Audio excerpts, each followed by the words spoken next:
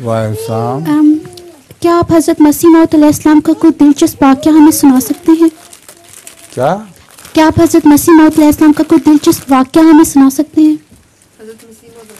वो दिलचस्प वाक़या सुना सकते हैं।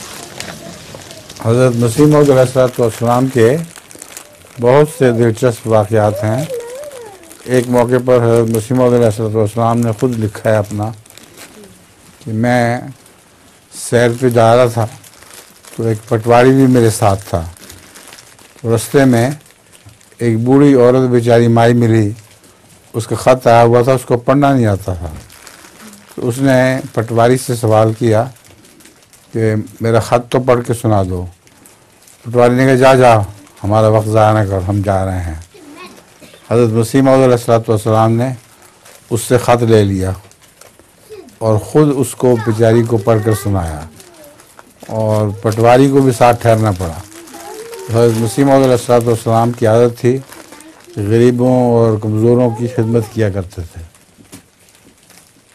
ठीक है, इसी किस्म का एक वाक़या हज़रत सल्लल्लाहु अलैहि वसल्लम का भी आता है, इससे ज़्यादा अजीम है वो वाक़या। एक बूढ़ी औरत मक्के में आई तो वो ये सुना हुआ था उसने कि यहाँ एक जादूगर रहता है, उसका नाम मोहम्मद है और वो बड़ा ख़तरनाक जादूगर है।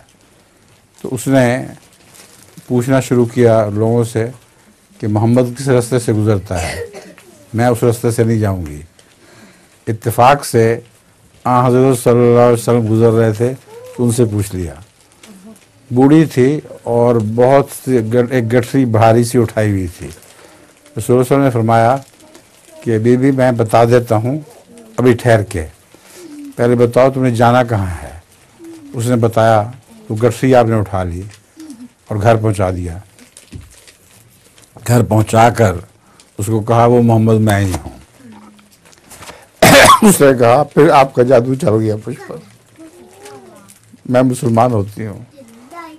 तो हज़रत सल्लल्लाहु अलैहि वसल्लम का भी यही उसने खुल्क था कि बूढ़ों और कमज़ोरों की बहुत खिदमत किया करते थे। अब तकसीम कर दिए सबको।